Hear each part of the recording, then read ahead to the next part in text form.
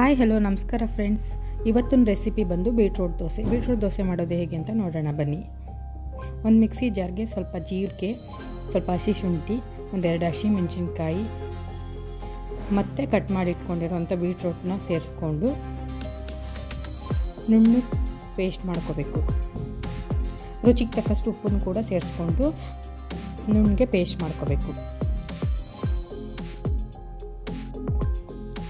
ಈ ರುಬ್ಕೊಂಡಿರೋಂಥ ಪೇಸ್ಟ್ನ ದೋಸೆ ಹಿಟ್ಟಿಗೆ ಹಾಕ್ಕೊಂಡು ನೀಟಾಗಿ ಮಿಕ್ಸ್ ಮಾಡ್ಕೋಬೇಕು. ಈಗ ತವಾ ಕಾದಿದೆ. ದೋಸೆ ಸೇಮ್ ನಾವು ಹೇಗೆ ಮಾಡ್ಕೋತೀವೋ ಆ ರೀತಿ ದೋಸೆ ಹಾಕ್ಕೊಂಡ್ರೆ ಬೀಟ್ರೂಟ್ ದೋಸೆ ರೆಡಿ. ತುಂಬ ಟೇಸ್ಟಿಯಾಗೂ ಕೂಡ ಇರುತ್ತೆ, ಹೆಲ್ತಿಯಾಗೂ ಕೂಡ ಇರುತ್ತೆ, ಕಲರ್ಫುಲ್ಲಾಗಿ ಕೂಡ ಇರುತ್ತೆ. ಮಕ್ಕಳಿಗಂತೂ ತುಂಬ ಇಷ್ಟ ಆಗುತ್ತೆ. ನೀವು ಕೂಡ ಟ್ರೈ ಮಾಡಿ. ಹೇಗೆ ಬಂತು ಅಂತ ಕಮೆಂಟ್ ಬಾಕ್ಸಲ್ಲಿ ತಿಳಿಸಿ. ಇಷ್ಟ ಆದರೆ ಲೈಕ್ ಮಾಡಿ. ಇನ್ನು ಯಾರೆಲ್ಲ ಸಬ್ಸ್ಕ್ರೈಬ್ ಮಾಡ್ಕೊಂಡಿಲ್ಲ ಪ್ಲೀಸ್ ಸಬ್ಸ್ಕ್ರೈಬ್ ಮಾಡ್ಕೊಂಡು ಸಪೋರ್ಟ್ ಮಾಡಿ friends. Thank you for watching. Next ವೀಡಿಯೋದಲ್ಲಿ ಸಿಗೋಣ.